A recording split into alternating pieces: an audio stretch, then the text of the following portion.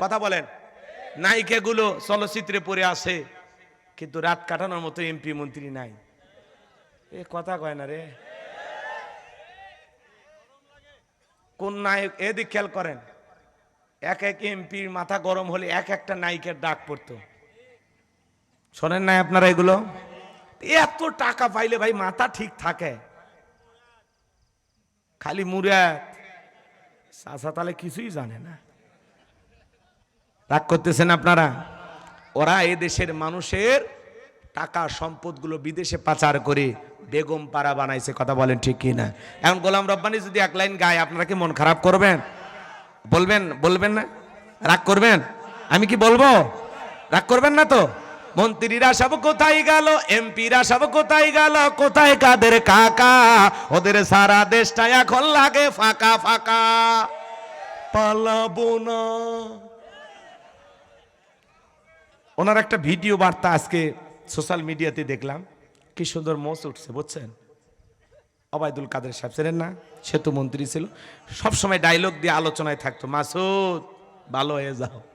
তো আজকে ওনার একটা ডায়লগ দেখলাম যে আগামীতে নির্বাচন হচ্ছে, আমাদেরকে ছাড়া যদি নির্বাচন হয় দেশের মানুষ এই নির্বাচন প্রতিহত করবে। তা আমরা বলতেছি আপনারা বিদেশে থেকে মোবাইলে বার্তা দিয়ে প্রতিহত করবেন? আসেন, দেশে আসেন, খেলা হবে, আসেন। কথা কয় না কে? পালাবো না যাই না তাদের দেখা, ওদের সারা দেশটা এখন লাগে ফাঁকা ফাঁকা। গর্তে থেকে ভিডিও বার্তা দিচ্ছে। আগে রুহুল কবির রেজবি সাহেব বিএনপির, উনি মাঝে মাঝে ভিডিও বার্তা দিচ্ছেন, এটা ওরা সমালোচনা করতো যে উনি কোথায় আছে, কোন বিল্ডিং থেকে দেয়। আর এখন যে আপনারা দিচ্ছেন একই তো মিলে যাচ্ছে। কথা কয় না কে? লুকিয়ে থেকে ভিডিও বার্তা দিয়েছে। আজকে ওবায়দুল কাদের সাহেবের ব্রেকিং নিউজ, একেবারে টাটকা একটা ভিডিও দেখলাম। চেহারা আগের মতোই আছে গো, পরিবর্তন হয়নি, খালি মোজগুলো একটু লম্বা আছে। রাগ করছেন আপনারা? জিনিস একটা, বাংলাদেশের অর্ধেক টাকার কাছে, অর্ধেক। কথা কয় না কে? কত কোটি টাকা নিয়ে গেছে আল্লাহ ছাড়া কেউ জানে না। ফেরেশতারাও হিসাব করতে যায়, টেনশনে পড়ে যাবে, এত টাকা নিয়ে গেছে। কথা কন, কথা কন, কথা কন। আইন মন্ত্রী আটকে গেল আইনেরই ফাঁকে, দাড়ি সারা দরবেশটারে ভণ্ড ভণ্ড লাগে। দাড়ি কেটে নৌকা চড়ে পালাছে, এরা জীবন দেশে তাও নৌকা ছাড়েনি। কথা কন ঠিক কিনা? এই দিক দিয়ে এরা ভালো লোক, এরা জীবন দেশে তাও মার্কা ছাড়েনি। কথা কি বুঝতে পারছেন? দাড়ি সারা দরবেশটারে ভণ্ড ভণ্ড লাগে। শুনেছি ভাই কত নেতা নেত্রী হইতেছে ভাই গ্রেপ্তার, শুনেছি ভাই কত নেতা নেত্রী খাইতেছে ভাই ডান্ডা, বিচারপতি কালামানিকের ফাটিয়েছে নাকি আন্ডা। এটা আমার খবর না, মিডিয়ার খবর। সিলেটের মানুষেরা জায়গা মতো মার দিছে। ধন্যবাদ সিলেটবাসীকে। কথা কর না কেন?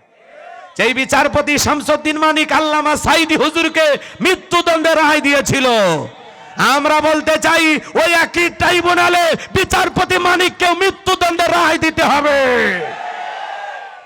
এরা এদেশের 116 জন আলেমের তালিকা করে দুদকের কাছে জমা দিয়েছিল। আমার মতো গাইবান্ধার ভাঙ্গা বক্তা, রোল নাম্বার ছিল 23, সিরিয়ালে আমার নাম্বার কত গো?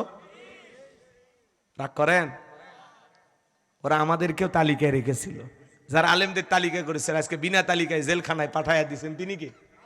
সব আল্লাহর খেলা। কথা বলে ঠিক কিনা? পলকের ঝলক গেল, পলকের ঝলক গেল থামিয়ে নেটের চাকা, ওদের সারা দেশটা এখন লাগে ফাঁকা ফাঁকা। কোথায় গেল সংসদেতে মমতাজের গান, কোথায় গেল হযরত বলা স্বামী ওসমান। 70 টাকা তাহাজ্জুদ পড়তো, বিরাট বড় আল্লাহর ওলি ছিল।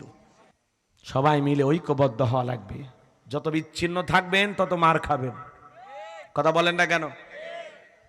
আজকে সুবিধাবাদ জিন্দাবাদ কিছু হুজুর আছে না নাই? তালে তাল মিলাইতেছে। এদের কপালেও দুঃখ আছে। ওরা তো জানে না, বাতিলেরা ভোটের আগে বলবে হুজুর দোয়া করেন। যেই হাত দিয়ে মুনাজাত করবে নেতার জন্য, নির্বাচনের আগে যেই নেতার জন্য যে হাত দিয়ে দোয়া করেছে, নির্বাচনের পরে ওই হাতে হাত করা পড়াবে। কারণ এরা গাদ্দার। এ কথা কর না কেন? এরা কি আপনাকে ব্যবহার করতেছে, আপনি টের পাচ্ছেন না। কখন যে ডাস্টবিনে ছুঁড়ে মারবে সেদিন বুঝবেন যে নাকে এত গন্ধ আসতেছে কেন। আল্লাহ হেদায়েত দান করেন। শুভ বুদ্ধির উদয় হওয়ার তৌফিক দান করেন। এটা জোরে বলেন না আমিন। আমরা যেন বাতিলের পাছাটা গোলাম না হই, আল্লাহ হেদায়েত দান করেন। সম্মানিত ভাইয়েরা, আমার দিল দিয়ে কথাগুলো বোঝার চেষ্টা করবেন। আবু জেহেল ডেকে বলে, বেলাল রে, সোজা আঙ্গুলে ঘিউ না উঠে আঙ্গুলে একটু বাঁকা করা লাগবে। এই কথা বলে যুবকদের লেলিয়ে দিল। এ যুবকের দল বেলালকে চাবুক দিয়ে পিটানো শুরু করো। হযরত বেলালকে চাবুক দিয়ে পিটানো শুরু করা হলো। ওরা যত জোরে চাবুক মারে, বেলাল তত জোরে আল্লাহর নামের জিকির করে। চাবুক মারতে মারতে কালো চামড়াগুলো ফেটে রক্ত ঝরা শুরু হয়ে গেল। আবু জেহেল ডেকে বলে, বেলাল, চাবুক দিয়ে পিটাইতে পিটাইতে কালো চামড়া গুলো ফেটে রক্ত ঝরতেছে রে বেলাল, তবু কি নবী মুহাম্মাদের কালেমা ছাড়বি না?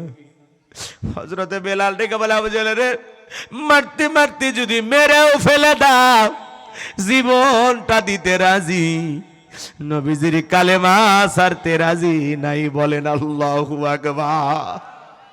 এইবার আবু জেহেল ডেকে বলে, যুবকের দল, বেলালের পায়ে রশি দিয়ে বাঁধো, উঠের পায়ের সঙ্গে বাঁধো। হযরতে বেলালের পায়ে রশি লাগায় উঠের পায়ের সঙ্গে বাঁধা গোল। মরুময়ের উত্তপ্ত গরম বালিতে ছেঁচড়াইয়া ছেঁচড়াইয়া নিয়া ঘোরা গোল। আরবের বালিগুলি এত গরম বাজান, চাল দিলে মরি হয়ে যাবে। এত উত্তপ্ত গরম বালি, ইসলামের প্রথম মুয়াজ্জিন বেলাল, কি নির্যাতন কি জুলুম শুরু হয়ে গেল তার উপরে বাজার। বাবলা গাছের কাঁটাগুলো জিহ্বার ভিতরে পেরেকের মতো মারা গেল। বিকেল বেলা নিয়ে এসে বলে, বেলাল, চাবুক দিয়ে পিটাইলাম, পায়ে রশি লাগায় নিয়ে ঘুরলাম রে বেলা, তারপরে কি নবী মুহাম্মাদের কালেমা ছাড়বি না? হযরতে বেলাল দেখে বলে, আবু জেহেল রে, মারতে মারতে যদি মেরেও ফেলে দাও, বেলালের নিঃশ্বাস থাকবে যতদিন, বেলাল ইসলামের পথে টিকে থাকবে ততদিন। আল্লাহু আকবার। ইমানের দৃঢ়তা কেমন, ইমানটা কত মজবুত ছিল, সুবহানাল্লাহ বলেন। আবু জেহেল ডেকে বলে, যুবকের দল, যাও, বড় একটা পাথর নিয়ে এসে বেলালের বুকের উপরে চাপা দাও। বিশাল বড় একটা পাথর নিয়ে এসে হযরতে বেলালের বুকের উপরে চাপা দেওয়া হলো। আবু জেহেল মনে করলো পাথরের চাপার আঘাতে বেলাল মারা যাবে। এই কথা ভেবে কাফেরা চলে গেল। হাত বাঁধা, পা বাঁধা, বুকের উপরে বিশাল বড় একটা পাথর, রক্তাক্ত জিহ্বা, চোখের কোণা দিয়ে পানিগুলো গড়ে গড়ে পড়তেছে, অশ্রুগুলো ঝরে ঝরে পড়তেছে। রক্তাক্ত জিহ্বাটা নাড়াইয়া বেলাল আল্লাহর জিকির করে আর ডেকে বলে, আল্লাহ, তুমি তো সে আল্লাহ, ইব্রাহিমের জন্য যদি নমরুদের আগুনকে ফুলের বাগান বানায় দিতে পারো, আল্লাহ তুমি কি পারো না বেলালের বুকের পাথরটাকে তুলার মতো নরম বানায় দিতে? বুকের উপরে পাথর থাকার কারণে তুমি মালিকের জিকিরি করতে বড় কষ্ট হয়। আল্লাহ তুমি কি পারো না বেলালের বুকের পাথরটাকে তুলার মতো নরম বানায় দিতে? হযরতে বেলাল দোয়া করতে দেরি, আসমানের মালিক আল্লাহ দোয়া কবুল করতে দেরি করে নাই। বেলালের বুকের পাথরটাকে আমার আল্লাহ তুলার মতো নরম বানিয়ে দিয়েছে। বেলালের নিঃশ্বাসের সাথে পাথর ওঠে আর নামে। আশিকে রাসূল বেলাল, নবীর পাগল বেলাল, নবীকে কতটা ভালোবাসতেন জানেন?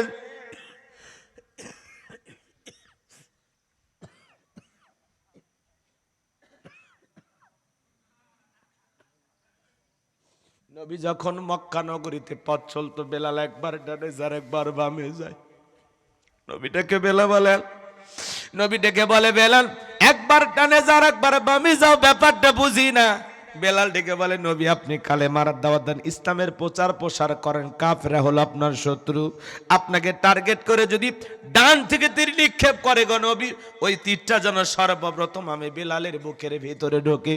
আবার বাম দিকে যায়, মনে মনে ভাবি ওরা যদি বাম থেকে তীর নিক্ষেপ করে গো নবী, ওই তীরটা যেন সর্বপ্রথম আমি বেলালের বুকের ভিতরে ঢোকে। আমি বেলাল মারা গেলে ইসলামের ক্ষতি হবে না, আপনি নবী মারা গেলে ইসলাম আর মাথা উঁচু করে সামনের দিকে দাঁড়াতে পারবে না।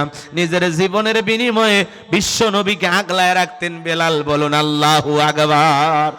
ছোট্ট একটি কথা বলে দিয়ে যাই বাজান, নবীজি যেদিন ইন্তিকাল করেছিলেন, বেলাল ছোট্ট বাচ্চার মতো ফুফিয়ে ফুফিয়ে কান্না করে, দাড়ি ভিজে যায় চোখের অশ্রু দিয়া। বেলালকে কেউ থামাইতে পারে না বেলালের কান্না। সাহাবায়ে কেরাম কাঁধে হাত বুলাইয়া বুকে জড়ায় নিয়া সান্ত্বনা দিয়া বলে, বেলাল এভাবে কান্না করো না, ভেঙে পড়ো না। বেলাল কারো কথা শোনে না, ছোট্ট বাচ্চার মতো ফুপিয়ে ফুপিয়ে কান্না করে আর বলে, না আমি আর জীবনে কোনোদিন আজান দেব না। আমি আজান দেওয়ার পরে বিশ্ব নবী ইমামতির মুসল্লায় দাঁড়াবে না। আমি বেলাল আর কোনোদিন আজান দেব না। নবী আমাকে এতিম বানায় চলে গেল, আমি এখন কার পিছে ঘুরবো? কে আছে দুনিয়ায়? বেলাল হাউমাউ করে কাঁদে। সোমবারের দিনে বিশ্বনবী ইন্তেকাল করেছিলেন, বুধবারের দিনে তামাম পৃথিবীর উম্মতকে কাঁদিয়া মদিনার সবুজ গম্বুজের নিচে আপনার আমার প্রিয় নবী, কলিজার টুকরা নবীকে শায়িত করা হলো বাজান। হযরত বেলাল আর মদিনায় থাকলেন না, মনের কষ্ট নিয়ে চলে গেলেন। 6টা মাস অতিবাহিত হয়ে যায়, বেলাল আর মদিনায় আসে না। নবীজি ঘুমের ঘরে স্বপ্নে বেলালকে ডেকে বলে, বেলাল দূর দূরান্ত থেকে কত মানুষ, দেশ বিদেশ থেকে আমি নবীর কবরের পাশে দাঁড়ায় সালাম দেয়। ও বেলাল আয় আয়, মদিনায় আয়, একবার আইসা আমি নবীকে সালাম দিয়া যা। বেলাল আয় আয়, মদিনায় আয়, আইসা আমি নবীকে একবার সালাম দিয়া যা। বেলাল ঘুম থেকে জাগ্রত হইয়া নিজেকে আর ধরে রাখতে পারলেন না। পরের দিন চলে আসলেন মদিনায়। সাহাবায়ে কেরাম দেখে খুশি হয়ে গেছে, সবাই ডেকে বলে, বেলাল দাও না একবার আজান দাও, কতদিন হয়ে গেল তোমার কণ্ঠে আমরা আজান শুনতে পাই না। হযরতে বেলাল এমন সুমধুর কণ্ঠে আজান দিত বাজান, যে আজানের আওয়াজ আরশে আজিম পর্যন্ত পৌঁছে যেত। সাহাবায়ে কেরাম দেখে বলে, বেলাল আজান দাও। বেলাল বলে, না আমি আজান দেওয়ার পরে নবীজি ইমামতির মুসল্লায় দাঁড়াবে না, আমি বেলাল আর কোনোদিন আজান দেব না। ছোট্ট ছোট্ট মদিনার শিশুরা পর্যন্ত ডেকে বলে, মা বেলাল আসছে, একটা নজর বেলালকে দেখে আসি মা। সবাই চলে আসলেন দৌড়ে দৌড়ে, হাজার হাজার মানুষ চতুর্দিক দিয়ে ভিড় জমাইছে। নবীর নাতি হাসান আর হোসাইন, দুইটা ভাই বেলালের দুইটা হাত ধরেছে। হোসাইন যখন হাতটা ধরে ডেকে বলে, নানু ভাই, ও নানু ভাই, নানাও চলে গেছে, তুমি আমাদের ছেড়ে চলে গেছো, কতদিন হয়ে গেল নানু ভাই তোমারে দেখি না, তোমার কণ্ঠে আজান শুনতে পাই না। ও নানু ভাই দাও না একবার আজান দাও, আমি হোসাইন একটু তোমার আজান শুনতে চাই। বেলাল তো জানি নবী হোসাইনকে কতটা ভালোবাসত। বেলাল হোসাইনের চেহারার দিকে তাকায় দেখে, মনে হয় মদিনার নবীর ছবিটা ভাইচা উঠছে। মনে হয় মদিনার নবী ডাইকে বলে, বেলাল দেন একবার আজান দে, আমি নবী কতদিন হয়ে গেল তোর আজান শুনতে পাই না। হযরতে বেলাল হোসাইনের মুখের দিকে তাকায়, আর হোসাইন যখন নানু ভাই বলে ডাক দেয়, বেলাল আর হোসাইনের অনুরোধ ফেরাইতে পারলো না। 6 মাস পরে মদিনায় আইসা আবার যখন বেলাল আযান দিতে গেল বাজার, যখনই বলেছেন আশহাদু আন্না মুহাম্মাদার রাসূলুল্লাহ, বেলাল অজ্ঞান হয়ে জমিনে পড়ে গেল। আল্লাহু আকবার। ভাইরা লম্বা হবে, এইদিকে যাওয়ার সুযোগ নাই, লম্বা আমি করতে পারবো না বাজান। সেই বেলাল নির্যাতন জুলুমের কথা বিশ্ব নবীর কান পর্যন্ত যখন পৌঁছে গেল, চিন্তা করেন বাজান, রক্তাক্ত জিহ্বা নিয়ে বেলাল জিকিরি করে কার? হে বগুড়ার মুসলমান, আপনাকে আমাকে জিকিরি করার জন্য কেউ মারে না, ধমক দেয় না, পেটে না, তবুও কপাল পরে আল্লাহর জিকিরি করি না। জিকির করার জন্য আলাদা সময় লাগে না, ব্যবসা বাণিজ্য করতে করতে জিকির করা যায়, মাঠে ঘাটে কাজ করতে করতে জিকির করা যায়, জমিনে পথ চলতে চলতে জিকির করা যায়। হাদিস শরীফের ভিতরে আসছে বাজান, যার যার জিহ্বাটা আল্লাহর জিকিরে তরুতাজা থাকে, আল্লাহর জিকিরে ভিজা থাকে, ওই জিহ্বাওয়ালা মানুষ কোনোদিন জাহান্নামের আগুনে জ্বলবে না। বলুন সুবহানাল্লাহ। আযকুরুনি আযকুরুকুম ওয়াশকুরুলি ওয়ালা তাকফুরুন। তোমরা আমারে স্মরণ করো, আমি আল্লাহ তোমাদেরকে স্মরণ করব। কৃতজ্ঞতা প্রকাশ করো, অকৃতজ্ঞ হয়ো না। তাহলে চলতে ফিরতে সব সময় জবানে জিকিরি চালু রাখতে হবে। কার? সব সময় পড়বেন সুবহানাল্লাহ, আলহামদুলিল্লাহ, আল্লাহু আকবার, লা ইলাহা ইল্লাল্লাহ, সুবহানাল্লাহি ওয়া বিহামদিহি, সুবহানাল্লাহিল আযীম। পারবো তো ইনশাআল্লাহ? সুবহানাল্লাহি ওয়া বিহামদিহি, সুবহানাল্লাহিল আযীম। জবানে হালকা, মিজানের পাল্লায় সব অনেক বেশি। সুবহানাল্লাহ বলেন। সম্মানিত ভাইরা আমার, হযরতে বিলালের নির্যাতন জুলুমের কথা বিশ্ব নবীর কান পর্যন্ত যখন পৌঁছে গেল, নবী দেখে বলে, আবু বকর, বেলালের কষ্ট আমার আর সহ্য হয় না, যাও যাও তুমি আমার বেলালের জন্য একটা কিছু করো। হযরত আবু বকর সিদ্দিক রাদিয়াল্লাহু তাআলা আনহু কয়েক গুণ দাম বেশি দিয়ে গোলামীর জীবন থেকে হযরত বেলালকে আজাদ করলেন, মুক্ত করলেন। বলুন আল্লাহু আকবার। আর একটু জোরে বলেন না আল্লাহু আকবার। এই যখন ইসলামের অবস্থা, একদিকে সন্তান হারানোর ব্যথা, অন্যদিকে সাহাবায়ে কেরামদের উপর নির্যাতন জুলুম, এই জন্য নবীজির মনটা ভীষণ খারাপ, মুখটা মলিন, চোখের কোনা দিয়ে অশ্রু ঝরতেছে। নবীর যখন মন খারাপ, নবীকে সান্ত্বনা দেওয়ার দায়িত্ব কার? আমার আল্লাহ ডেকে বলে, এ জিবরাইল, আমার বন্ধুর মা নাই, বাবা নাই, আমি ছাড়া আমার বন্ধুর কেউ নাই রে জিবরাইল। আমার বন্ধুর মনটা হয়েছে ভারী, আমি আল্লাহ সইতে নাহি পারি। লাহু মাহফুজ থেকে সূরা কাউসার নিয়ে যায় আমার বন্ধুর উপরে নাজিল কর তাড়াতাড়ি। বলেন আল্লাহু আকবার। আল্লাহ তার হাবিব মুহাম্মদ সাল্লাল্লাহু আলাইহি সাল্লামকে কতটা ভালোবাসতেন জানেন? আম্মা জান খাদিজাকে হারায়া, চাচা আবু তালিবকে হারায়া রাসূল যখন কষ্ট পাইতেছিলেন, মনে মনে অনেক দুঃখ পাইতেছিলেন, তখনই তো মেরাজ হয়েছিল। কথা কয় না, কথা হয়। আসমানে নিয়ে যায় বন্ধুকে সান্ত্বনা দিয়েছিলেন, তিনি কে? আমার নবী বলে, ও আনাস, আমার মনটা কেন খারাপ তোমরা জানো কি? তোমার মুস্কি হাসি দেওয়ার কারণ, এই মাত্র আসমান থেকে জিবরাইল এসে আমার উপরে সূরা কাউসার নাজিল করলো। নবী তখন মুস্কি মুস্কি হাসলেন আর সাহাবায়ে কেরামদের সামনে সূরা কাউসার তেলাওয়াত করে শুনিয়ে দিলেন।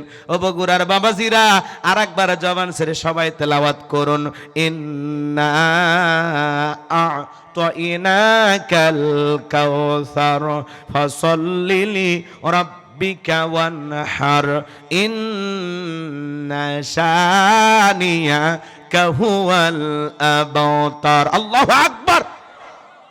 কষ্ট হচ্ছে আপনাদের? কোরআন পড়তে মজা লাগে না? জোরে বলেন, মজা লাগে না? কোরআন যদি পড়তেই না জানেন তো মজার কি বুঝবেন? এই সূরা, যার কণ্ঠ যেরকম, যার কণ্ঠ যত ভালো, তার কণ্ঠ দিয়ে কোরআন শুনতে তত বেশি মধুর লাগে। কোরআন টেনে পড়লেও মজা লাগে, জোরে পড়লেও মজা লাগে, মাঝামাঝি সুরে পড়লেও মজা লাগে।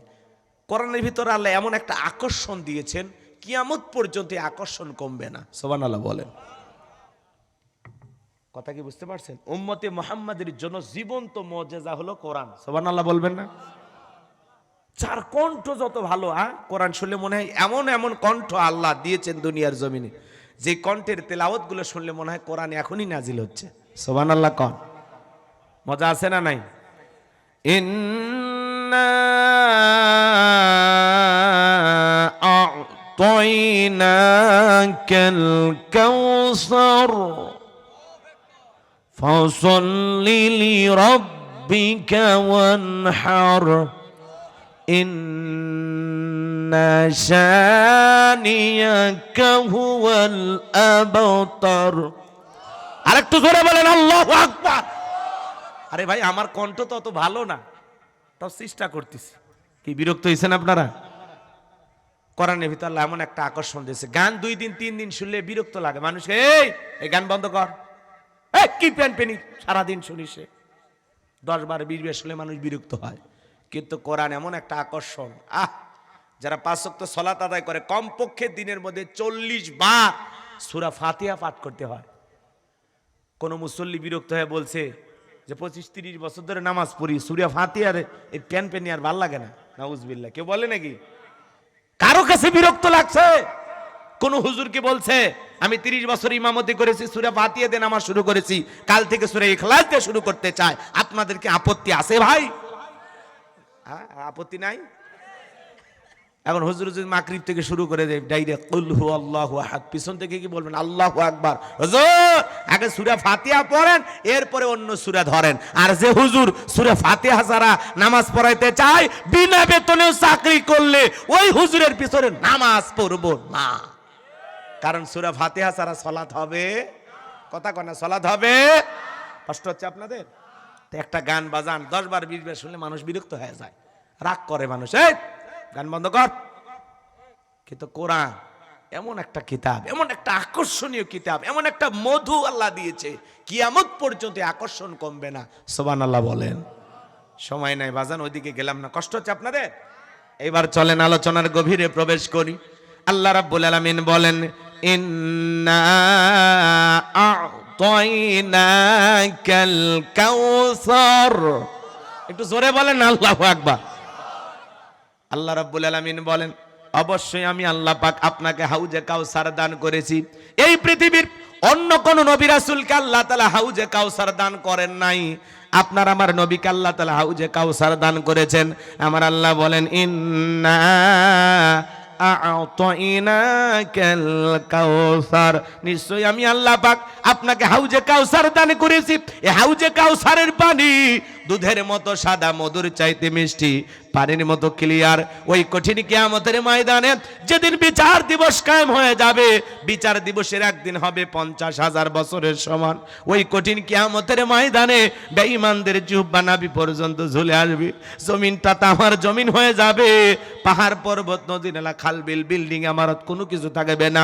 কুল্লু মান আলাইহা ফান, এই পৃথিবীর জমিনে সবকিছু আল্লাহ তাআলা ধ্বংস করে দেবেন। ওই কঠিন কিয়ামতের ময়দানে আমার ভাইয়েরা বিচার দিবস যেদিন কায়েম হয়ে যাবে, কিয়ামতের মাঠটা কত কত কঠিন, কত ভয়ঙ্কর, যেদিন কেউ কারো উপকারে আসবে না, কেউ কারো পরিচয় দেবে না। ইয়াউমা ইয়াফিরুল মারউ মিন আখি ওয়া উম্মিহি ওয়া আবি ওয়া সাহিবাতিহি ওয়া বানি, যেদিন ভাই ভাইয়ের কাছ থেকে পালিয়ে যাবে, মাতা পিতা সন্তানদের কাছ থেকে পালিয়ে যাবে, স্ত্রী স্বামীর কাছ থেকে পালিয়ে যাবে, কেউ কারো উপকারে আসবে না। যেদিন আল্লাহর আরশের ছায়া ছাড়া আর কোনো ছায়া থাকবে না, ওই ছায়ার ভিতরে আল্লাহ পাক 7 শ্রেণীর মানুষকে ছায়া দান করবেন। এটা হলো কিয়ামতের ময়দানে আল্লাহ তৈরি করা ভিআইপি গ্যালারি। এই গ্যালারিতে আল্লাহর সেই সমস্ত ভিআইপি বান্দারা জায়গা পাবে। চিৎকার মেরে বলুন সুবহানাল্লাহ। আর মানুষ দলে দলে পানি পানি বলে চিৎকার মারবেন, বিশ্ব নবীর দিকে রওনা করবেন। নবীজি হাউজে কাউসারের পেয়ালা নিয়ে দাঁড়িয়ে থাকবেন। কিছু মানুষের চোখের সামনে আল্লাহ তাআলা পর্দার আবরণ তৈরি করে দেবেন। আমার নবী যখন সংখ্যায় কম দেখতে পাবেন, আল্লাহকে ডেকে বলবেন, আল্লাহ সংখ্যায় আমি আমার অনেক উম্মতকে দেখতে পাইলাম, কেন জানি সংখ্যাটা কমে গেল, বুঝতে পারলাম না। আমার আল্লাহ তখন ডেকে বলে, বন্ধু পাইকারি দরে আপনি সবাইকে আজকে হাউজে কাউসারে পানি পান করাইতে পারবেন না। দুনিয়ার জীবনে 2টি অপরাধ করেছিল যারা, আজকে আপনার হাতে হাউজে কাউসারের পানি পাবে না তারা। জোরে বলেন কয়টি অপরাধ? এটা জোরে বলেন কয়টি অপরাধ? ওই 2টি অপরাধ আপনার আমার ভিতরেও থাকতে পারে কিনা? ও বগুড়ার আলতাফনগরের মুসলমানেরা শুনে যান কি সেই 2টি অপরাধ। আমি একটু পরেই বলতেছি, বাজান দিল দিয়ে কথাগুলো শুনে যান। আমি যে কথা বলতে চাচ্ছিলাম, নবী হাউজে কাউসার পেয়ালা নিয়ে দাঁড়িয়ে আছেন, সুবহানাল্লাহ বলেন, একটু জোরে বলেন। আমার দিকে তাকান, এদিকে তাকান, শুনছেন কি না জানি না, শোনেন, এদিকে শোনেন। হযরত আবু বকর পেয়ালাগুলো ভরায়া দিবেন, সুবহানাল্লাহ বলেন। মাঝখানে দাঁড়িয়ে থাকবেন হযরত ওমর, হযরত ওমর বিশ্ব নবীর হাতে দেবেন। আর নবীজি তার আদরের উম্মতদেরকে খুঁজে খুঁজে হাউজে কাউসারের পানি পান করা দিবেন।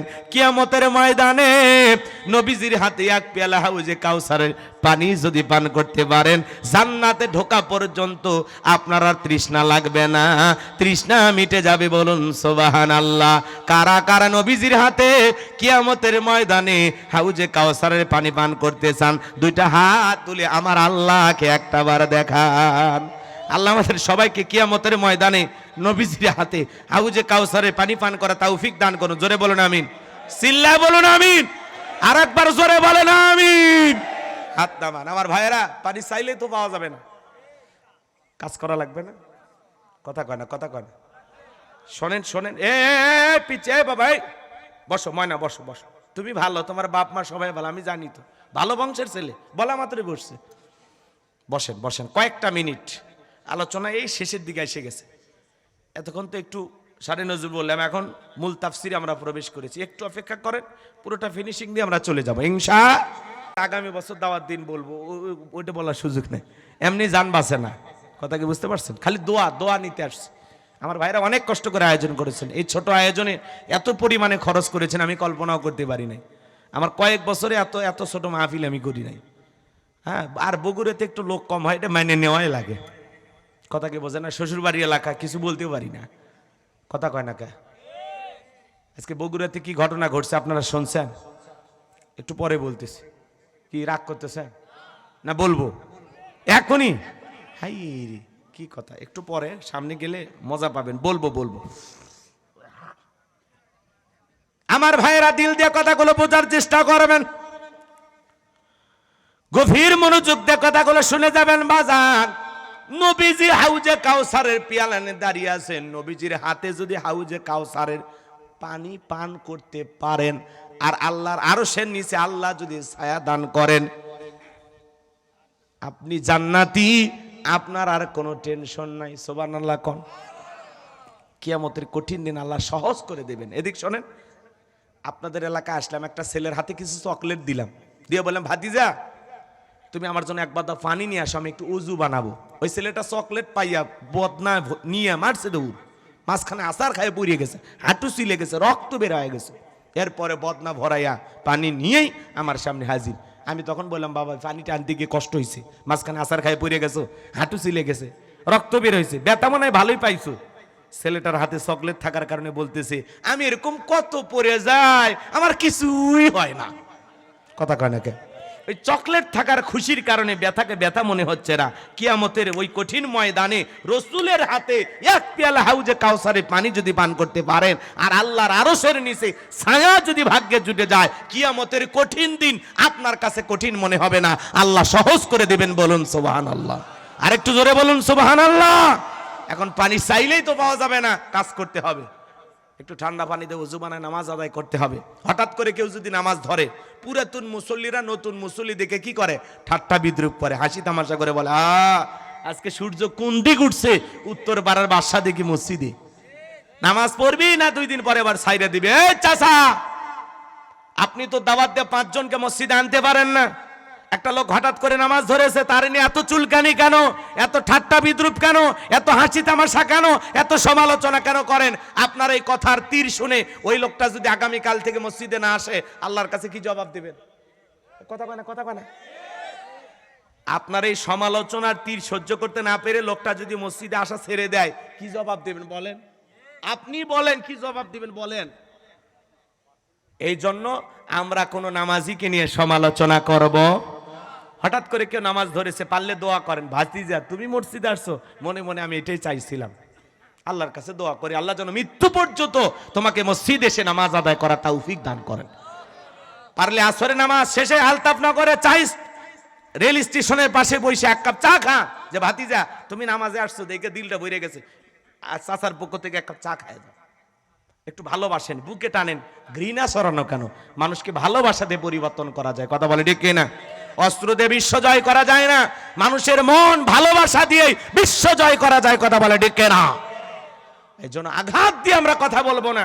আমার আচরণে, আমার কথায় কোনো মানুষ যেন কষ্ট না পায়, আমি এই দিকটা খেয়াল রাখবো। কথা কয় না কে ভাই? হঠাৎ করে একটু যুবক বয়সে দাঁড়িয়ে রাখছে, এটা না সমালোচনা। এই বয়সে দাঁড়িয়ে রাখলি বউ পাবি তো? কথা কয় না কে? দাঁড়িয়ে রেখে বউ নিয়ে ঘুরতে গেছে, বউরে দেখে সালাম দেয়, আসসালামু আলাইকুম, ভাবি কেমন আছেন, সাথে চাচার খবর কি? বাড়িতে এসে বউ রাগ করে, তোমার সাথে বাইরে যাওয়া জানে কেন? কয় আমারটাকে ভাবি আর তোমারটাকে চাচা। যেই বউ নবীর সুন্নত দাড়িকে মহাব্বত করে না, ওই বউ আপনাকে 100% ভালোবাসা দিতে পারে না। কথা বলে ঠিক না? এই পৃথিবীর সকল নবীদের মুখে দাড়ি ছিল, দাড়ি একটা স্পেশাল সুন্নত। কথা কয় না কে? এই সুন্নতের একটা আলাদা মজা আছে। মজা আছে না নাই? কথা বলেন ভাই, বত রাগ করতেছেন? টুপি খোলা যায়, জুব্বা খোলা যায়, কিন্তু দাড়ি এমন একটা সুন্নত 24টা ঘন্টা লাগে থাকে, খোলা যায়।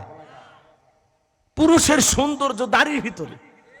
পুরুষকে দাড়ি রাখলে পুরুষকে পুরুষের মতো মনে হয়, আর দাড়ি ছাড়া পুরুষকে, মহিলারও দাড়ি নাই পুরুষেরও দাড়ি নেই। কথা কন। আপনারা অনেকে সফর করেন, বিভিন্ন জায়গায় যান না? মনে করেন দোফসেসিয়া থেকে ঢাকার উদ্দেশ্যে রওনা করেছেন, মাঝপথে এলেঙ্গায় যায় গাড়ি দুর্ঘটনা, আল্লাহ না করুক আপনি মারা গেছেন, পকেটে টুপিও নাই, মুখে দাড়িও নাই, মানুষ তখন কি করবে? মরার পরে লুঙ্গি খুলে দেখবে মাথা কাটান আছে না নাই, কথা কোন ঠিক কিনা? আর যদি মুখে দাড়ি থাকে আর একটা টুপি পকেটে থাকে, বুঝে নেবে এটা মুসলমানের সন্তান, কথা বলে ঠিক কিনা? আর টুপিও নাই দাড়িও নাই, মরার পরে মানুষ ইজ্জত খুলে দেখবে। এখন সাবধান হয়ে যায়। মাহফিলে আসছেন, কই মাথায় টুপি কই? অনেকের মাথায় টুপি নাই, টুপি দিয়ে আসবেন। কষ্ট হচ্ছে আপনাদের? আমার কথায় কি কোনো কারণে বিরক্ত হচ্ছেন? তাহলে পানি চাইলেই পাওয়া যাবে না, কষ্ট করা লাগবে। হাউজে কাউসারে পানি পান করতে গেলে কাজ করতে হবে দুইটি। আল্লাহ যাতে হাত দিয়েছে, দুইটা আঙ্গুল তুলে বলেন তো কয়টি? আরো জোরে, আরো জোরে। জোর হলো না, উঠেই যাবে। একটু মিছিল করার অভ্যাস করেন। 16 বছর মিছিল করতে পারেনি, সামনে মিছিল করার দিন আসতেছে। তাহলে হাউজে কাউসারে পানি পান করতে গেলে দুইটি কাজ করা লাগবে, আল্লাহ সেটা 2 নাম্বার আয়াতে জানিয়ে দিয়েছেন। জবান ছেড়ে সবাই বলুন ফাসল্লিলি রাব্বিকা ওয়ানহার, বলেন ফাসল্লিলি রাব্বিকা ওয়ানহার, ফাসল্লিলি রাব্বিকা ওয়ানহার। 1 নাম্বার হলো ফাসল্লিলি রাব্বিকা, রবের উদ্দেশ্যে সালাত, নামাজ হবে একমাত্র কার জন্য? قل إن صلاتي ونسكي ومحياي ومماتي لله رب العالمين। সূরা আনআম আয়াত নাম্বার 162 আল্লাহ রাব্বুল আলামিন জানিয়ে দিলেন, নবীজি আপনি বলুন আমার নামাজ, আমার কুরবানি, আমার জীবন, আমার মরণ লিল্লাহি রাব্বিল আলামিন, আসমান জমিনের প্রতিপালকের জন্য। তাহলে মুমিন জীবনের সব ইবাদত হবে একমাত্র আল্লাহকে পাওয়ার জন্য, কথা বলেন ঠিক কিনা? আমার জীবন, আমার মরণ, আমার বন্দেগি কবুল করো ইয়া ইলাহি, আমার জিন্দেগি, আমার জীবন, আমার মরণ, আমার বন্দেগি। মারহাবা বলেন। তাহলে বলেন তো নামাজ হবে কার জন্য? ফাসল্লিলি রাব্বিকা, রবের উদ্দেশ্যে সালাত, নামাজ হওয়া লাগবে নামাজের মতো। কদ আফলাহাল মুমিনুন আল্লাযীনা হুম ফি সালাতিহিম খাশিউন, অবশ্যই মুমিনেরা সফল যারা নিজেদের সালাত বিনয়ের সহিত, নম্রতার সহিত আল্লাহর ভয় নিয়ে আদায় করে। তাহলে সালাত হবে একমাত্র কার জন্য? আরেকটু জোরে বলেন। আল্লাহ বলেন ফালিয়াবুদু রাব্ব হাযাল বাইত আল্লাযী আত'আমাহুম মিন জু' ওয়া আমানাহুম মিন খাউফ। আল্লাহ রাব্বুল আলামিন বলেন এই ঘরের মালিকের ইবাদত করো। ইবাদত যদি ইবাদতের মতো হয়, বান্দা নামাজ যদি নামাজের মতো আদায় করতে পারো, যে বান্দা 5 ওয়াক্ত সালাতে মাথা নত করে আমি আল্লাহকে সিজদা দিতে পারবে, নামাজ যদি নামাজের মতো হয়, আমি আমার গোলামের জন্য 2টা জিনিস দেব। জোরে বলেন কয়টি?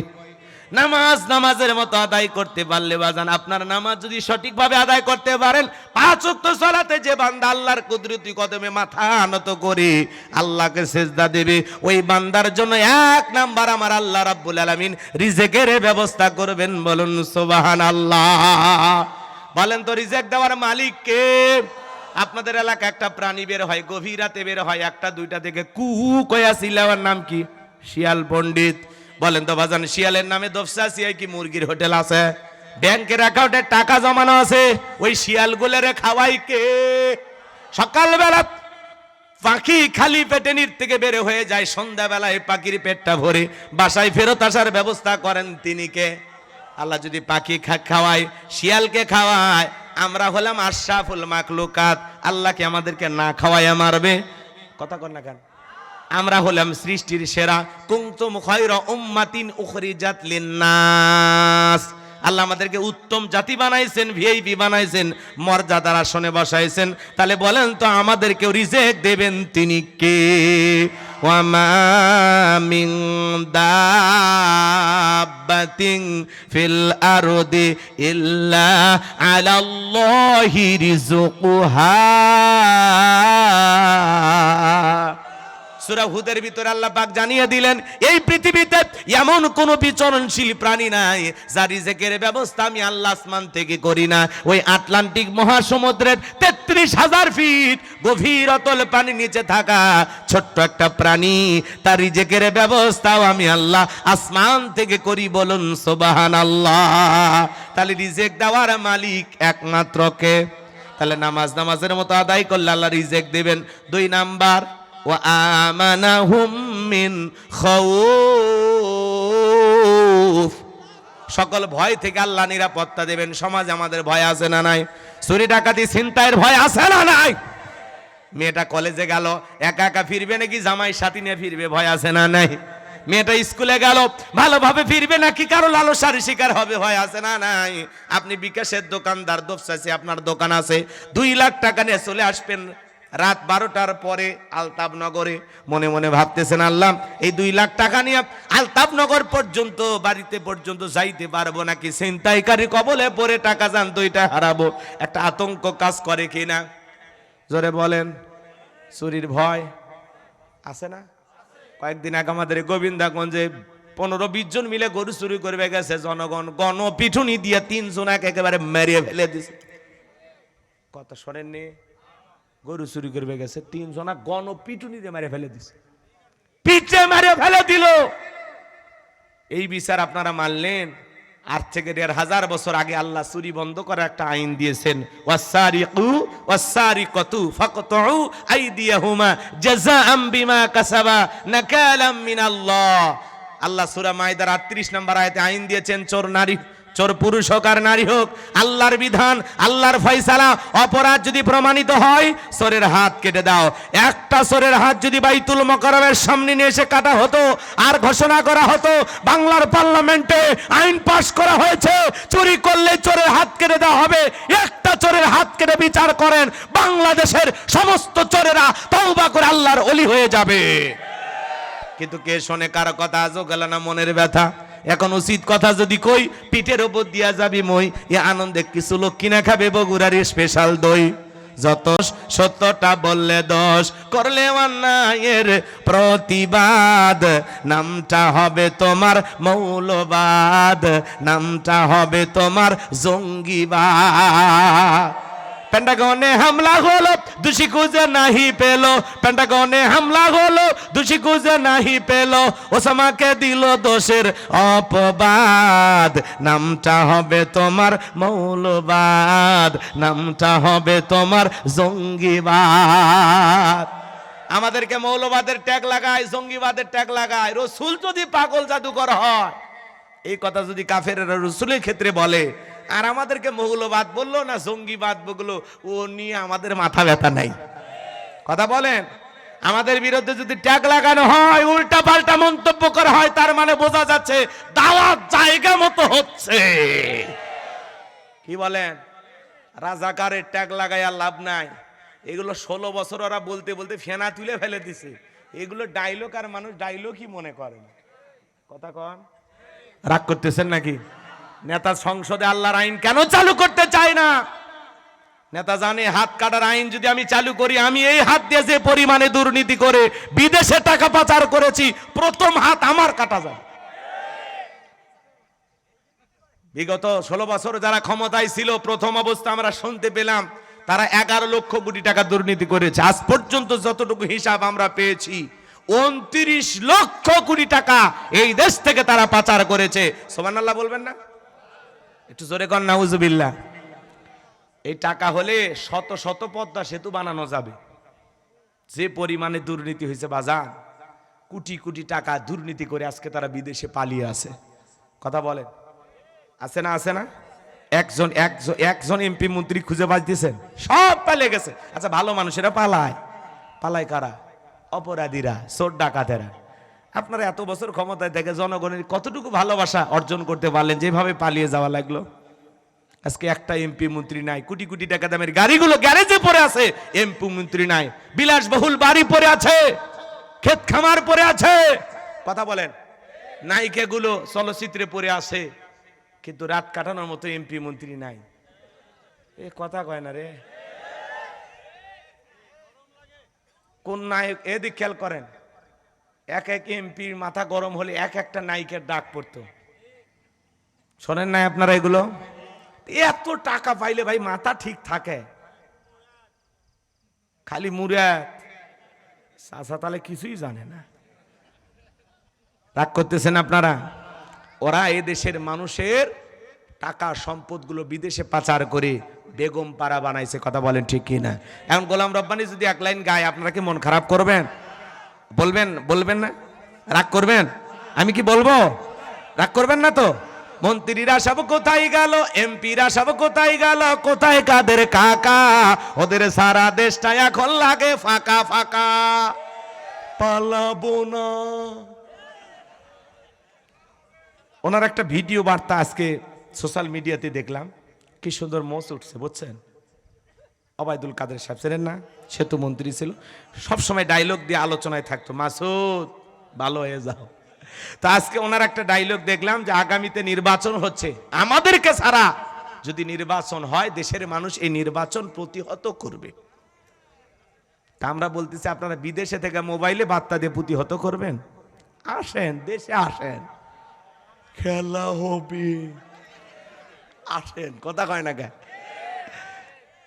পালাবো না যাই না তাদের দেখা, ওদের সারা দেশটা এখন লাগে ফাঁকা ফাঁকা।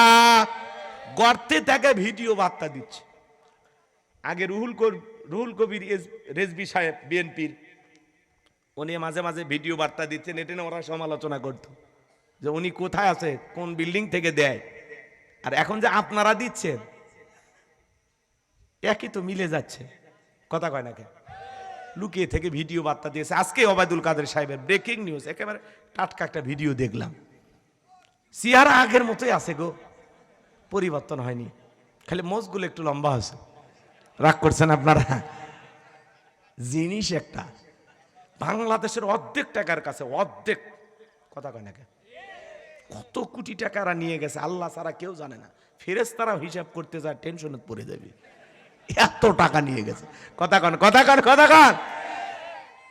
আইন মন্ত্রী আটকে গেল আইনেরই ফাঁকে, দাড়ি সারা দরবেশটারে ভণ্ড ভণ্ড লাগে। দাড়ি কেটে নৌকা চড়ে পালাছে, এরা জীবন দেশে তাও নৌকা ছাড়েনি, কথা কন ঠিক কিনা? এই দিক দিয়ে এরা ভালো লোক, এরা জীবন দেশে তাও মার্কা ছাড়েনি, কথা কি বুঝতে পারছেন? দাড়ি সারা দরবেশটারে ভণ্ড ভণ্ড লাগে। শুনেছি ভাই কত নেতা নেত্রী হইতেছে ভাই গ্রেপ্তার, শুনেছি ভাই কত নেতা নেত্রী খাইতেছে ভাই ডান্ডা, বিচারপতি কালামানিকের ফাটিয়েছে নাকি আন্ডা। এটা আমার খবর না, মিডিয়ার খবর। সিলেটের মানুষেরা জায়গা মতো মার দিছে, ধন্যবাদ সিলেটবাসীকে, কথা কর না কেন? যেই বিচারপতি শামসুদ্দিন মানিক আল্লামা সাইদি হুজুরকে মৃত্যুদণ্ডের রায় দিয়েছিল, আমরা বলতে চাই ওই একই ট্রাইব্যুনালে বিচারপতি মানিককেও মৃত্যুদণ্ডের রায় দিতে হবে। এরা এদেশের 116 জন আলেমের তালিকা করে দুদকের কাছে জমা দিয়েছিল। আমার মতো গাইবান্ধার ভাঙ্গা বক্তা, রোল নাম্বার ছিল 23, সিরিয়ালে আমার নাম্বার কত গো? রাগ করেন? ওরা আমাদেরকেও তালিকায় রেখেছিল, যারা আলেমদের তালিকা করেছিল আজকে বিনা তালিকায় জেলখানায় পাঠাইয়া দিয়েছেন তিনি কি? সব আল্লাহর খেলা, কথা বলেন ঠিক কিনা? পলকের ঝলক গেল থামিয়ে নেটের চাকা, ওদের সারা দেশটা এখন লাগে ফাঁকা ফাঁকা। কোথায় গেল সংসদেতে মমতাজের গান, কোথায় গেল হযরত বলা স্বামী ওসমান? 70 টাকা তাহাজ্জুদ পড়তো, বিরাট বড় আল্লাহর ওলি ছিল। 5 আগস্টে ভাগ্যে কি আছে 24 সালে আল্লাহর ওলিরা জানতো না। কথা কি বুঝতে পারছেন বাজান? লম্বা হবে, আমি লম্বা করবো না, মাইক পালে বলতো খেলা হবে। আজকে পুরো বাংলাদেশের মাঠ পড়ে আছে, কিন্তু শামীম ওসমান ওবায়দুল কাদের মতো খেলোয়াড় নাই। খেলোয়াড় না থাকলে তো খেলা জমে না। আসেন, কথা কয় নাকি? আচ্ছা, এই দেশের মানুষ না ওনারা, আসলে সমস্যা কি? আসুক, কি কথা বলেন না? রাগ করছেন আপনারা? সামনের দিকে যায় বাজান। এই জন্য আল্লাহর আইন চালু করতে চায় না। স্বাধীনতার 54 বছর কেটে গেল, প্রত্যেক বছর প্রধানমন্ত্রী হয়েছে মুসলমান। নামাজের ন্যূনতম বিল বাংলার পার্লামেন্টে কোনো নেতা পাস করে নাই। এজন্য বাজান সমাজে যদি চুরি বন্ধ করতে চান, খুন ধর্ষণ টেন্ডারবাজি চাঁদাবাজি যদি বন্ধ করতে চান, আল্লাহর আইন ছাড়া এই জমিনে শান্তি প্রতিষ্ঠিত করা যাবে না। বলেন তো জমিনে শান্তি কায়েম করতে হলে লাগবে কার আইন? এই জমিনে আল্লাহর আইন চালু হোক। কারা কারা চান দুই হাত তুলে আল্লাহকে দেখান। লিল্লাহে তাকবীর, লিল্লাহে তাকবীর। সৎ যোগ্য লোকেরা শাসন চায়, কোরআন সুন্নাহর আইন পার্লামেন্টে দেখতে চায়। আল্লাহ এই জমিনকে ইসলামের জন্য কবুল করো, জোরে বলেন আমিন। কথা কি ভুলে গেছেন বাজান? নামাজ নামাজের মতো আদায় করলে আল্লাহ রিজিকের ব্যবস্থা করে দেবেন। আর 2 নাম্বার, সকল দিক দিয়ে আল্লাহ তাআলা আপনাকে আমাকে একটা নিরাপদ জীবন উপহার দেবেন। বলুন আল্লাহু আকবার। তাহলে ফাসল্লি লিরাব্বিকা, রবের উদ্দেশ্যে সালাত, নামাজ হবে একমাত্র কার জন্য? আর একটু জোরে বলেন কার জন্য? 2 নাম্বার হলো ওয়ানহার। ওয়ানহার মানে কুরবানি করা, নিজের আমিত্বকে কুরবানি করা, অহংকারকে কুরবানি করা, নিজের ভিতরে থাকা পশুসুলভ আচরণকে কুরবানি করা। আমার ভাইয়েরা, সময়কে কুরবানি করা, জানমালকে কুরবানি করা। কুরবানি করা মানে খালি গরু ছাগল জবাই করা না। আমাদের সমাজে 7 জন ভাগে গরু কেনে, 4 জন দড়ি ধরে টানে, পেছন থেকে 3 জন টালে, এমন একটা গরু নিয়ে আসে যেই গরুর ওপরে বয়স্ক ভাতা ওয়াজিব। বাজে ভাসতে বস বস, হয়ে গেছে হয়ে গেছে, বসেন বসেন। রাগ করতেছেন আপনারা? কুরবানির ওয়াজ আপনাদের ইমাম সাহেব করবে, আমি করব না। এমন দুর্বল গরু নিয়ে আসে না, হাড় সব দেখা যায়, কুরবানির স্থান পর্যন্ত হাঁটে যাওয়ার শক্তি নেই, কোলে করে নিয়ে যায়। হুজুর বলতেছে চাচা এত দুর্বল গরু জবাই করে না। কয় হুজুর ওপরে হাত দেখা গেলে ভিতরে গোস্ত সেট করা আছে, ওই গরুগুলো জবাই করবেন, গোস্ত টান দেবেন, এর থেকে দোষ চাইছে যাবে, সারে দেবেন, আবার আলতাপনগর আসবে। খালি স্প্রিং করে, সাবান যায় না, কথা কোন। এই জন্য এরকম দুর্বল গাভী জবাই করলে হবে না। আল্লাহ বলেন তাসুরুন নাযিরিন, চমৎকার হুষ্টপুষ্ট দেখতে সুন্দর এমন একটা গাভী জবাই করা লাগবে। পারবো তো ইনশাআল্লাহ? এদিক খেয়াল করেন, যারা কুরবানি দিবেন 3টা জিনিস খেয়াল রাখবেন। 1 নাম্বার নিয়ত সহিহ, ইন্নামাল আমালু বিন্নিয়াত, প্রত্যেকটা কাজ নিয়তের উপরেই নির্ভরশীল। অনেকে বলে হুজুর কুরবানি না দিলে ছেলে মেয়ে মানুষের গোস্তের দিকে তাকা থাকবে, অতএব কিস্তি তুলে হলেও দেময় দেময়। হুজুর আছে না নাই? কই নতুন মেয়ের বিয়ে দিছি, জামাই বাড়িতে গোস্ত না পাঠালে মান সম্মান থাকবেই না, অতএব সুদের উপরে টাকা নিয়ে হলেও কুরবানি দেবই। কথা কয় নাকি? আপনার কুরবানি হবে, আপনার নিয়তি তো গোস্ত খাওয়া। অনেকের লোক দেখানো কুরবানি করে, 2-4 লাখ টাকার গরু নিয়ে এসে রাস্তায় বাঁধে রাখে। কার কুরবানি? কয় উমুকের কুরবানি। কত দেখেছে? কয় 4 লাখ। কয় ঠকেন না জিতছেন? কয় ঠকার মানুষ আমি, পিছনের 1 রানেই তো 4 মন গোস্ত নিয়ে এসে গোস্তের হিসাব করে। এরকম লোক আছে না নাই? আমার ভাইরা গভীর মনোযোগ দিয়ে কথাগুলো শুনে যান বাজান। 1 নাম্বার হলো নিয়ত সহিহ, কুরবানি আল্লাহর জন্য। 2 নাম্বার হলো আপনার ইনকামটা হালাল হওয়া লাগবে। সুদের টাকা, ঘুষের টাকা, হারাম উপার্জনের টাকা দিয়ে কুরবানি দিলে হবে না। আল্লাহ পবিত্র, তিনি পবিত্র বস্তুকে ভালোবাসেন। আর 3 নাম্বার হলো, এদিক খেয়াল করেন, ফাসল্লি লিরাব্বিকা ওয়ানহার, নামাজ পড়া লাগবে যেই রবের জন্য, কুরবানি হবে সেই রবের জন্য। আগে নামাজ পড়ো, তারপরে কুরবানি করো। নামাজি হয়ে কুরবানি দেওয়া লাগবে। দিব তো ইনশাআল্লাহ? আর একটু জোরে বলেন, দেব তো ইনশাআল্লাহ? 3 নম্বর আয়াতে আল্লাহ রাব্বুল আলামিন বলেন ইন্না শানিয়াকা হুয়াল আবতার। আল্লাহু আকবার। আমার আল্লাহ ডেকে বলে নবী, যারা আপনাকে লেজকানারির মাংস বলে আপনি কষ্ট মনের মধ্যে নেবেন না গো নবী, কষ্ট মনের মধ্যে নেবেন না। আপনার সন্তানগুলোকে শিশুকালে নিয়েছে এজন্য মনের মধ্যে কষ্ট নেবেন না। ওই আবুল হাব উতবা সাইবা, ওদের বংশে বাতি জ্বালানো কেউ থাকবে না। নবী আপনার ছেলে সন্তানগুলোকে আমি আল্লাহ ওঠায় নিয়েছি, কষ্ট মনের মধ্যে নেবেন না। এই পৃথিবীর জমিনে আপনাকে মহাব্বত করার, আপনাকে ভালোবাসার কোটি কোটি রুহানি সন্তান পাঠাবো, যারা আপনার জন্য জীবন দিতে প্রস্তুত থাকবে। বলেন আল্লাহু আকবার। বর্তমান পৃথিবীতে 700 কোটির উপরে মানুষ, 200 কোটির উপরে মুসলমান। আমরা সবাই রাসূলের রুহানি সন্তান। ফ্রান্সের জালেমেরা যখন নবীজির কার্টুন বানায়া বানায়া দেয়ালে দেয়ালে প্রদর্শন করলো, নাকটা বেঁকা কইরা মুখে কয়েকটা দাড়ি লাগা বলি ইনি মুহাম্মদ, জোরে কর নাউজুবিল্লাহ। আমরা তখন প্রতিবাদ করলাম, এ ফ্রান্সের জালেমেরা নবীজির কার্টুন প্রদর্শন করো কেন? আমার নবী কি দেখতে কার্টুনের মতো? এই পৃথিবীর সবচাইতে সুন্দর মানুষটির নাম মুহাম্মদ রাসূলুল্লাহ সাল্লাল্লাহু আলাইহি সাল্লাম, যে নবীর চরিত্রের সার্টিফিকেট আল্লাহ দিয়ে বলেন ওয়া ইন্নাকা লাআলা খুলুকিন আযীম। নবী হে, আপনি হলেন পুত পবিত্র মহান চরিত্রের অধিকারী। নবীকে উত্তম চরিত্রের অধিকারী বানায় জমিনে পাঠাইছেন তিনি কে? আজিম আরবে তেমন একটি শব্দ যার গভীরতা মাপা যায় না। আটলান্টিক মহাসমুদ্রের কিনারায় দাঁড়াইয়া কেউ যদি চামচ দিয়ে পানি তোলে আর বলে সেজে ফেলবো, শোকায় ফেলবো, মানুষ বলবে লোকটা পাগল। চামচ দিয়ে কোনোদিন আটলান্টিক মহাসমুদ্র শোকানো সম্ভব হবে না।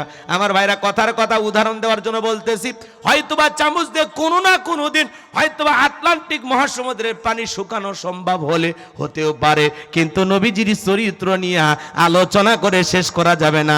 এটা একটা বিশাল সমুদ্র, কোনো কুল কিনারা নাই। চিৎকার মেরে বলুন আল্লাহু আকবার।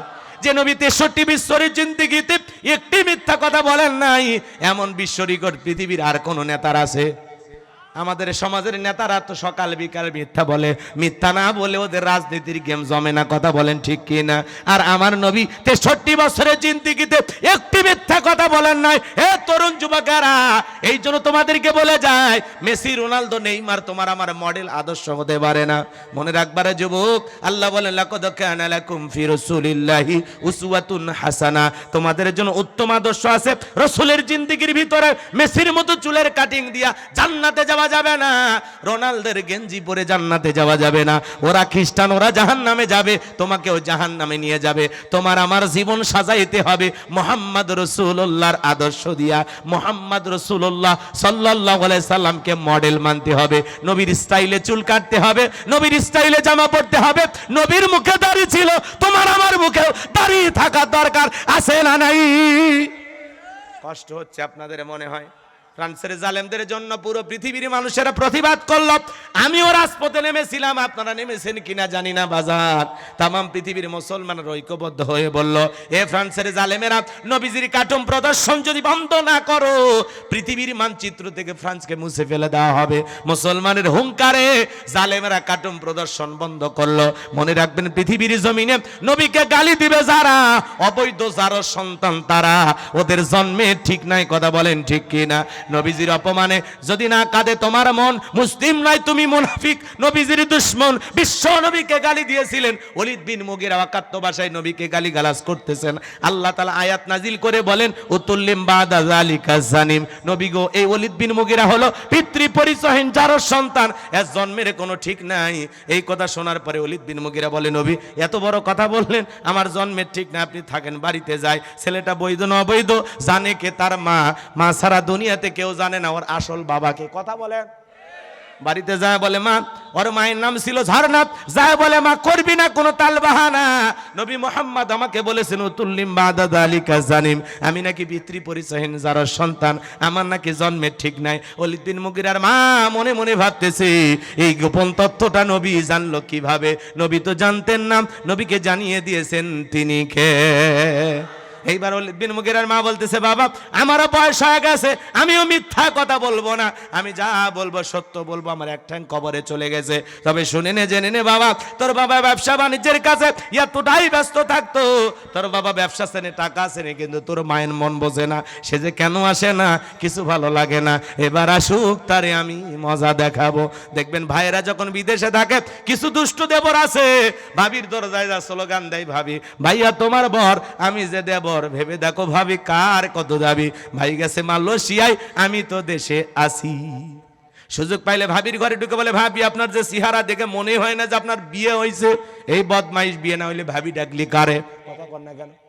ভাবির অন্তরে যদি আল্লাহর কোরআন থাকতো, ভাবির অন্তরে যদি আল্লাহর ভয় থাকতো, ভাবি যদি ফরজ পর্দা মেনে চলতো, ভাবি দেখে বলতো কুল্লিল মুমিনিনা ইয়াগুদ্দু মিন আবসারিহিম। আল্লাহ বলেন মুমিন পুরুষের দৃষ্টি থাকবে নিচের দিকে। হে দেবর, আমাকে দেখার অধিকার তোর ভাইয়ের আছে, তোর জন্য আমাকে দেখা জায়েজ নাই, ঘর থেকে বের হয়ে যা। কথা বলে না কেন? কিন্তু এরা তো ডিজিটাল ভাবি, দেবরের একটু প্রশংসা এনজয় করে, বলে তুমি শুধু আমারে সুন্দরী বলো, তোমার ভাই তো বলে আমি নাকি সবচাইতে বান্দরী। কথা কয় নাকি? তুমি বলো সুন্দরী, তোমার ভাই বলে বান্দরী, আমি নাকি সুন্দর না। এরকম আছে না নাই? মা বোন যারা আওয়াজ শুনতেছেন, মা, দুইটা পুরুষ হইতে 2 কিলোমিটার দূরে থাকবেন। একটা দেবর আর একটা দুলা ভাই, এরা হলো মৃত্যু তুল্য, বিষাক্ত সাপের চাইতেও ভয়ঙ্কর। কথা কর না কেন? অধিকাংশ পরিবারে এই দুইটা পুরুষের দ্বারা মা বোনেরা অনেক ধরনের নির্যাতন জুলুমের শিকার হয়, কিন্তু মুখ ফুটে কারো কাছে বলতে পারে না। কি বলেন, রাগ করছেন? করলে করেন, কোনো সমস্যা নাই। আমাদের সমাজের সব চাইতে বড় সমস্যা যেটা দাঁড়িয়েছে বর্তমানে, মোবাইল বাজান। এই মোবাইলের ওজন কম, কিন্তু মোবাইলের মাধ্যমে পাপের ওজনটা অনেক বেশি। কথা বলেন না কেন? ঘরের ভিতরে একা একা জানালা দরজা লাগাইয়া মোবাইলে উল্টা পাল্টা ভিডিও দেখেন, আছে না নাই? যুবকরা একা একা কম্বলে লাফের ভিতরে উল্টা পাল্টা ভিডিও দেখো, দুনিয়ার কেউ না দেখলে একজন দেখতেছেন, তিনি কে? তাহলে বর্তমান সমাজে তরুণ তরুণীদেরকে গ্রাস করে ফেলেছে একটা জিনিস, তার নাম কি? মোবাইল। এই মোবাইল হলো বর্তমান পৃথিবীর সবচেয়ে বড় ষড়যন্ত্র। কথা কয় না? কথা আমি কি বলবো? দেশে মোবাইল আইছে, চিঠি বন্ধ হইয়াছে, দিওয়ানা বানাইছে, পোলা মাইয়ার মনের কথা ভাসে বাতাসে। ও দেখো পোলা পানের মন বাদা ফেসবুকে এখন, মোবাইলে চ্যাটিং কইরা কাটায় সারাক্ষণ। এই মোবাইল পাইয়া দেখো মদনের মাইয়া, এই মোবাইল পাইয়া দেখো রমজানের মাইয়া কি কাণ্ড ঘটাইছে, স্বামী সংসার রাইখা নাকি পালাইয়া গেছে, স্বামী সন্তান রাইখা নাকি পলাইয়া গেছে। আছে না নাই? 2 বাচ্চার মা 4 বাচ্চার মা পরকীয়া প্রেম করে আর একটা পরপুরুষের হাত ধরে পালিয়ে যায়। যে নারী পরকীয়া প্রেম করে স্বামী রেখে সন্তান রেখে আর একটা পরপুরুষের হাত ধরে পালিয়ে যেতে পারে, ওটা নারী না, ওটা হলো নারী জাতির কলঙ্ক। এই কথা বলে না কেন?